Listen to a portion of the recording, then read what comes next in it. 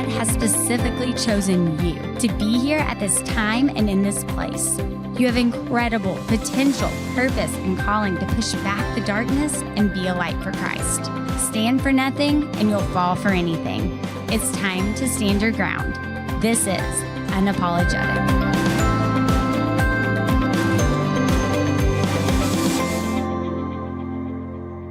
We are hearing, first of all, from one of my favorite people in the world, Christy Wright. And if you don't know who she is, I actually couldn't memorize all of the wonderful things she has done. So here we go, okay? Christy Wright is the #1 best-selling author of Business Boutique, Take Back Your Time, and Living True. She's a certified business coach, dynamic speaker, and personal development expert. Christy served for 12 years as a Ramsey personality with Ramsey Solutions before just recently taking a leap of faith to follow God's call to do something new. Christy has been featured on the Today Show, Fox News, and in Success, Entrepreneurship, and Women's Day magazines. Please help me welcome to the stage, Christy Wright. Thank you, friend. Y'all, listen, I love Julia so much, and I love this church, and it is not lost on me what an amazing history this place has, and I'm so genuinely honored to be here. So thank you so much for inviting me. I'm so excited. I gotta tell you, even the title of this event is so special to me because Girls' Night, I love my girlfriends, and when me and my girlfriends get together, let me tell you what we do, okay? So I'm just gonna assume we're all girlfriends. Our baseline is best friends, right? So me and my girlfriends, we laugh, we have fun, we tell stories, and we get weird, and we inch closer to Jesus. Can we do that together tonight? Is that okay with y'all? All right, let's just dive in. Let's just dive into the weird because we're already best friends, okay? So I want to take you back to a time in 2017. As Julia mentioned, I worked for Ramsey Solutions for 12 years.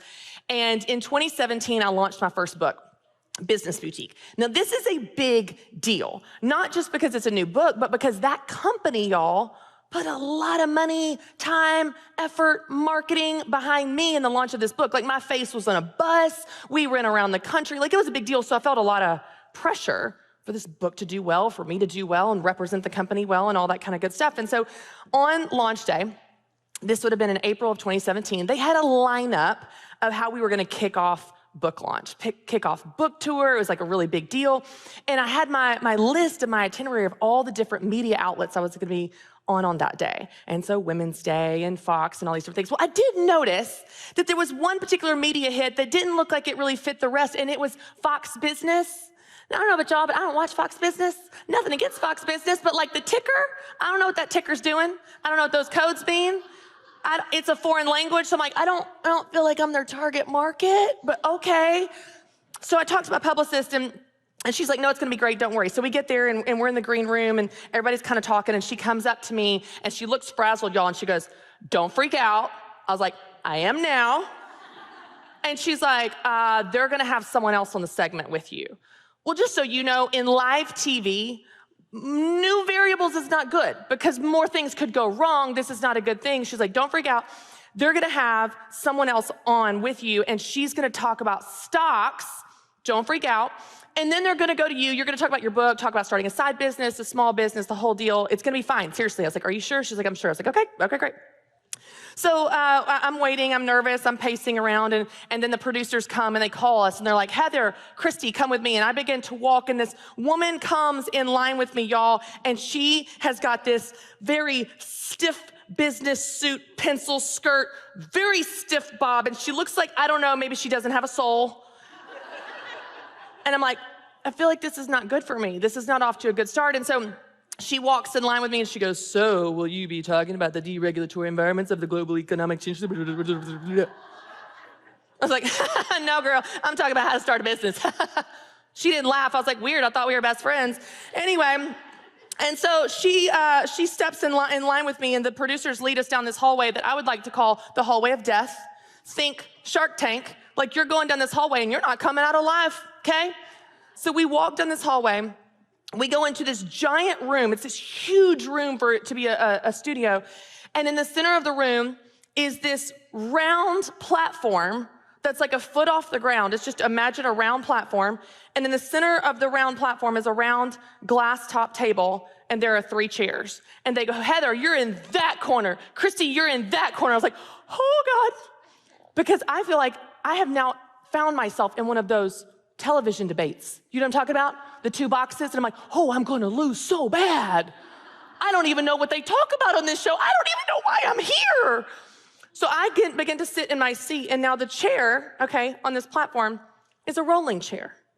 It's a rolling chair, people. They've got 3 rolling chairs, and the amount of space between the edge of the table and the edge of the platform is like, I don't know, 6 inches.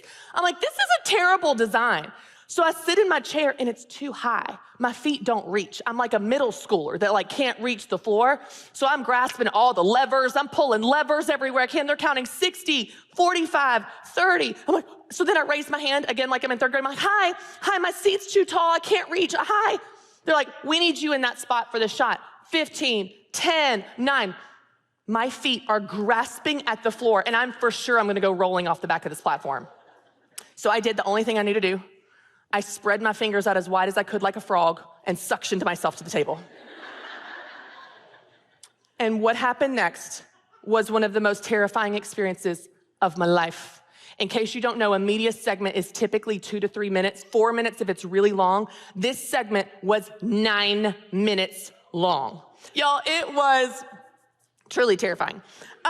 And it was one of those things where you're tense, you're nervous, you're sweating, you're like, how can I just escape this? And the reality is that is for sure an extreme example of being on live national television and feeling like, what in the world am I doing? But there have been so many times in my life where I've been scared.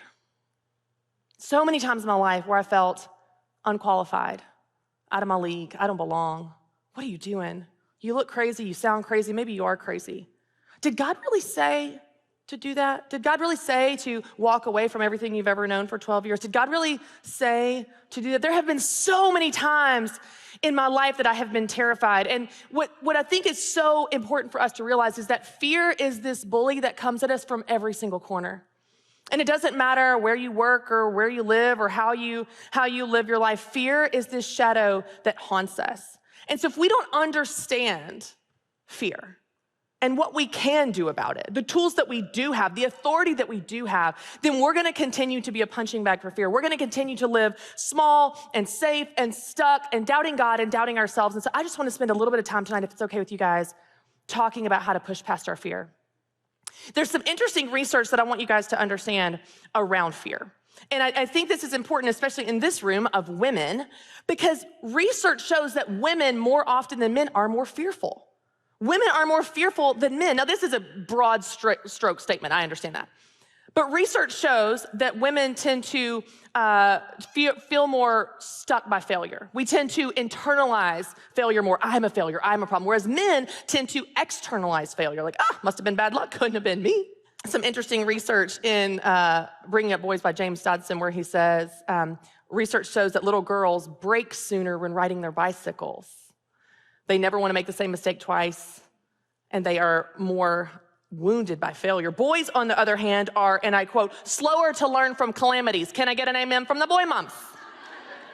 They think theirs was caused by bad luck. Couldn't have been them. Couldn't have been them for sure. It's interesting because research also shows women are more affected by imposter syndrome, that nagging feeling of being found out, like you're a fraud, everybody else is real but not you, and they're gonna find you out. Academy Award-winning actress Kate Winslet has said, I would wake up and go off to a shoot and I would think, they're gonna find out now. I've run a game on everybody and they're gonna find me out. Maya Angelou has said something similar. She said, I have written 11 books and every time I think I'm gonna be found out, I'm a fraud. This is Maya Angelou and Kate Winslet. Women often feel uncomfortable with success and power. We don't know our place, how to find our place, how to hold space. We don't know how to do that. Never want to make the same mistake twice. We never want to get in trouble. Often we want to fit into cultural norms. None of these are bad things, but if we don't understand how it's affecting us and how it's limiting us, then we can't do anything about it. Research shows that, again, as a generalization, but men tend to be more confident. You know, years ago, this would have been in my early 20s. I'm just gonna move these, if that's okay.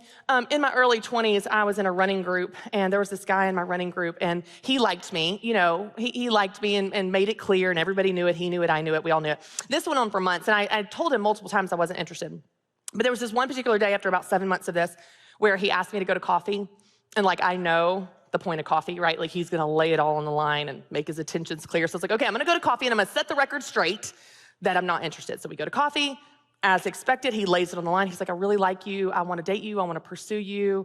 I really want to take you out. And I said, listen, I'm flattered, truly. However, I need you to know that nothing is ever, ever, ever, ever, ever going to happen. Like cue Taylor Swift, we are never, ever, ever getting together, ever. I said, in fact, I'm positive I'm going to marry someone else. Now, if you were to ask that guy how he felt leaving coffee that day, he would say, oh, felt great about it. I knew it was gonna happen. And if you want to, you can, because he is now my husband, and that is our child.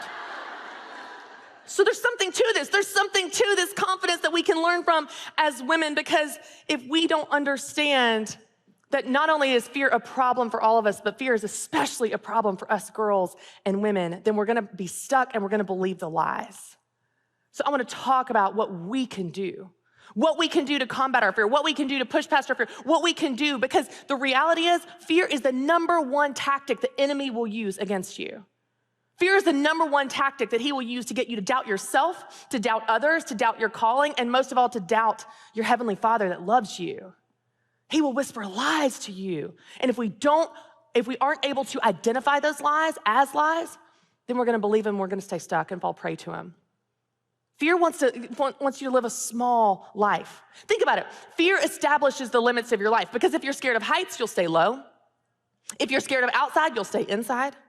If you're scared of relationships, you'll stay alone. If you're scared of new, you'll always stay the same. If you're scared of what other people think, you will never do the weird things that God calls you to do, because God will call you to do some weird things. Fear establishes the limits of your life, and so we have to understand what we can do. As the enemy is whispering these lies, did God really say, you can't do that, you're a fraud, other people are smarter, other people are more qualified, other people have more resources? This doesn't make any practical sense. If we don't understand what is going on, we can't combat it. So how do we combat it? How do we fight against this shadow that haunts us? And it's true for all of us. We all struggle with it. How do we fight it? I believe one of the key ways that we fight it is confidence. But confidence is this idea that like we all want, but we're not sure where it comes from. You know what I mean? Like confidence, that sounds nice, Christy. Sure, confident. Okay, but like how? How do you build confidence? Is it just for extroverts? Is it just for the dudes that think they're doing great? Like, how do you build authentic, true, unshakable confidence? How can you cultivate that? I've always struggled with fear. I've always been more of an introvert, or I've always struggled with insecurity. So what about me? What does that look like in my life? I believe that confidence is a skill that anyone can learn. I believe it's a muscle that anybody can strengthen.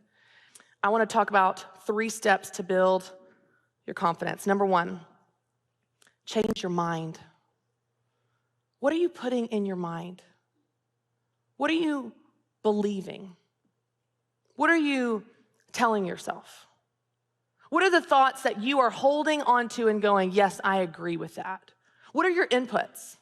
I know it's a really overused quote, but it's because it's true. It's not just something you share on Instagram. Henry Ford said, if you think you can or you can't, you're right. There's truth to that. Because if you think you can, you will try and probably will do the thing. And if you think you can't, you won't try and you definitely won't. Let me give you an example. Okay, so before the 1950s, no human being had ever run a mile in under 4 minutes. It was impossible. It could not be done. In fact, doctors at the time told people, if you try to do this, you will die. The human body cannot endure that type of speed and strength for that amount of time. Until in 1954, Roger Bannister broke the 4-minute mile. But that's not the cool part of the story, y'all. The cool part of the story is not that Roger Bannister broke the 4-minute mile. The cool part is that 6 weeks later, John Landy broke it. And then it was broken 2 more times that year, and it's been broken hundreds of times since, and now it's just the gold standard. What was impossible before the early 50s is now the standard and normal. And the only difference was that somebody showed that it was possible. You get to choose what you believe. You get to choose what goes in your mind. I love how Philippians 4:8 says, finally, brothers and sisters, whatever is true, whatever is noble, whatever is right, whatever is pure, whatever is excellent or praiseworthy or admirable, think about such things. The instruction there is that you get to choose what you think about. You get to choose what you focus on. You get to choose what goes in your mind and your input. And as you change your mind, watch how your confidence grows because you're looking at the right things. You're building your life on the truth. You're turning your mind towards what is true and what God says about you, not the lies that are whispering in your ear. Jenny Allen has a great book called Get Out of Your Head, and in there she cites research that human beings have up to 60,000 thoughts a day, and up to 80% of those are negative. Don't believe everything you think. Just because something comes in your mind doesn't mean it gets to stay there. Just because something comes in your mind doesn't mean you get to agree with it. You can truly retrain your brain. There's fascinating research on the neuroplasticity of how, as you train your thoughts, those thoughts become more natural for you. You may not get a choice in what thoughts enter your mind, but you get control over what stays. What are you putting in your mind? What are you putting in? What are you believing? What are you focusing on? What are you spending your time looking at and reading and agreeing with? Even as you feel yourself, and I don't know if you guys struggle with this, but sometimes I will. It's like I could have a thought, and it starts out as like, that's an innocent thought. That's like a little bit of a worry. And before you know it, I'm off the deep end, right? Like I'm like worst case scenario. You are spiraling. You can stop that and go, is this true of what God says? Is this true of what God says? Or is this how God talks to me? When you feel that whisper, you're not enough. That one sentence will break the lie. This is not how my God talks to me. Because you know your Heavenly Father and you know He doesn't talk to you like that. When you have a thought or a dream or a vision and you begin to act on it in obedience, and then it gets hard because don't you know it gets hard? You start acting on the thing and then it gets hard. And you start to act on it and it gets a little hard. Or maybe God's a little silent and you begin to hear that whisper. Did God really say? Are you sure? Did you maybe mishear Him? Maybe even well-meaning friends might really say that to you. Are you sure? But you hear it in your mind. Those are the original words from the serpent in the garden. Did God really say? That's not your Heavenly Father. Is this true? Does this align with God's word? Is this how God talks to me? Is this what God says about me? Change your mind. You are in control of your thoughts. You may not be in control of everything that comes in your mind, but you are in control of what stays, so change your mind. Number 2, change your words. Change your words. So, okay, I'm a Tennessee girl. I'm a Southern girl. I love Texas. I feel like I'm right at home here in the South. And one of the things us Southern girls do, I think a lot of us do it, but definitely Southern girls do this. This is what happens, okay? So you put on an outfit. It's a cute outfit. It's a cute outfit. You're feeling cute. And someone goes, oh my gosh, I love your outfit. Christy, that jumpsuit is so cute. Girl, you look and you go, oh, this whole thing, this whole thing. I got it on sale and like, coupons and extra discounts. And then like, and I'm like slinking around, I'm melting to the ground why am I melting in my outfit? What are we doing? What are we doing? Or you fix a meal, you cook a meal, you get the whole family over and you cook a meal and they say, oh my gosh, this is delicious. And you go, oh, I just threw it together. Just threw it. Just get in there. No, you didn't. You know it took 4 hours, 19 steps, and 47 ingredients from Pioneer Woman to make that thing happen. You're not being humble, you're lying. You're lying. But here's what you don't realize. You're also damaging your confidence. The words you speak shape not only other people's beliefs about you, but your beliefs about you. You believe what you say. I have coached women for almost 15 years in business, in speaking, as writers, authors. I love helping women chase their dreams. And some of the words I hear often are, I just have an Etsy shop. I'm just a stay-at-home mom. I just have this little, do we do this with our hands too? I don't know what this is. Like, I don't know. What is this? I just have this little Etsy shop. Little bit. I mean, I'm sorry.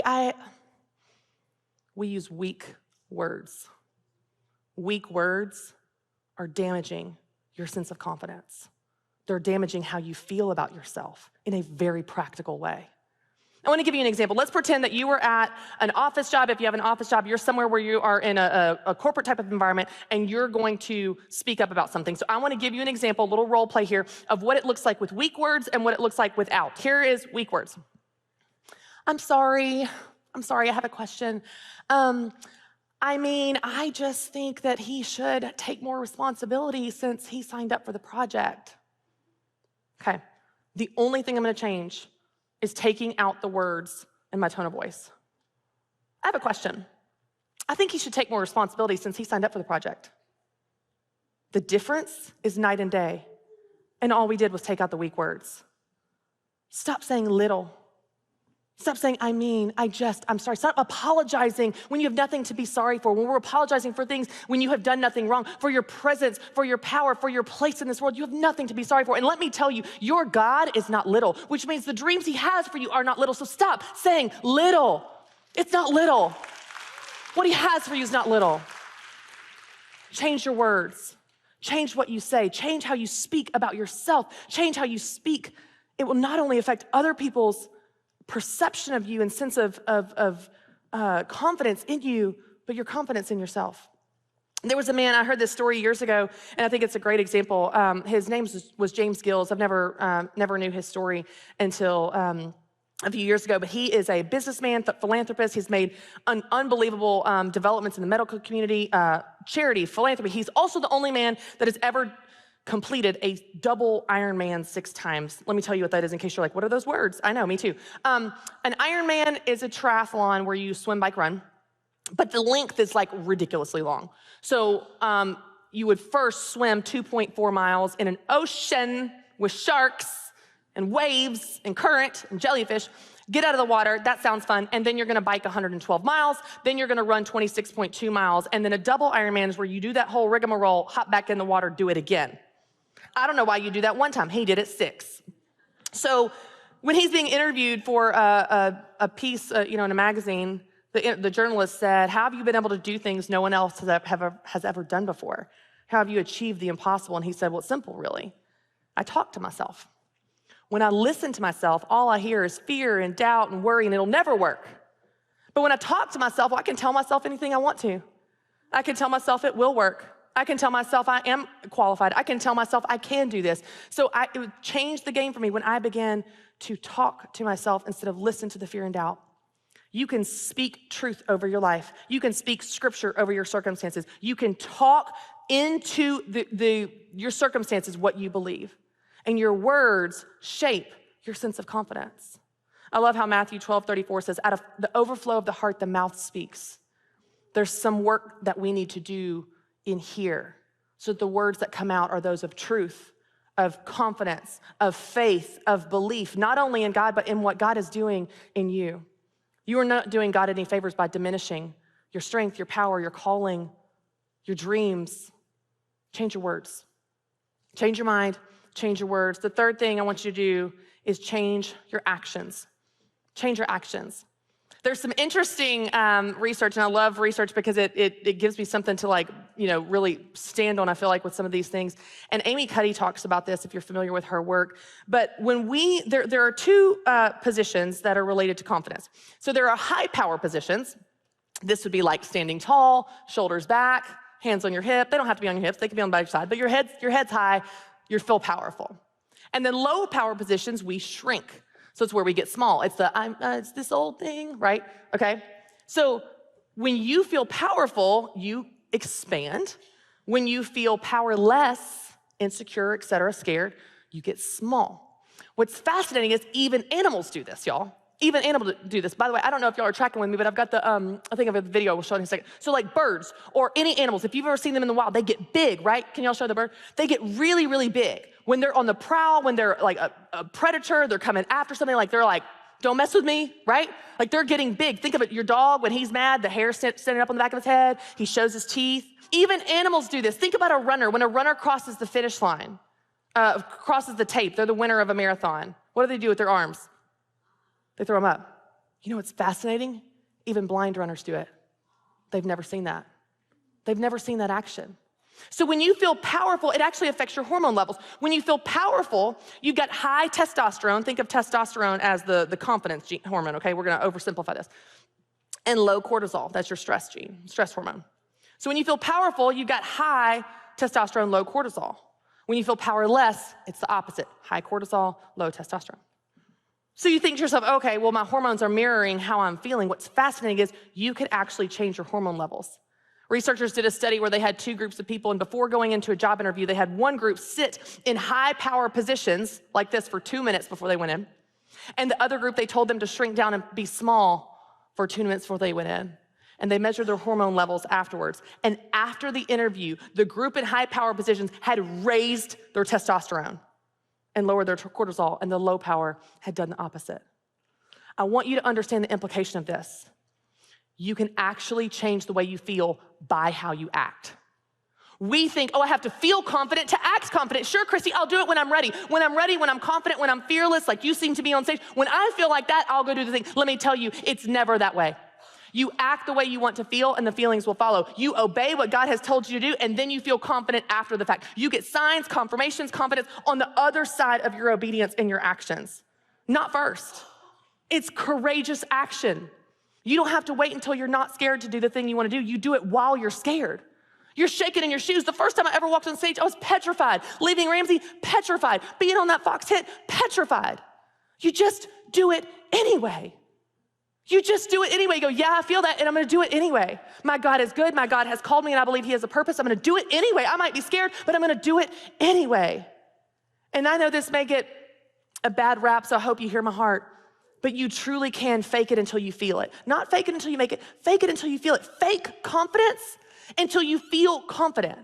And in faking confidence, you actually begin to feel confident. Do it the next time you go into a room. I actually had a businessman tell me this. He goes, I was at a networking event. I did what you said. I was so nervous going in there. I didn't know anybody. He goes, and I just acted like I belonged. 5 minutes in, I felt like I belonged. You can fake it. I can attribute every ounce of confidence I have. I can attribute every successful thing I've ever survived, whether I've survived or rocked it and everywhere in between, to just being brave. It's not confidence despite your fear. You just do it anyway. And over time, you begin to have this track record of surviving these things that scare you. And most of all, a track record of God's faithfulness.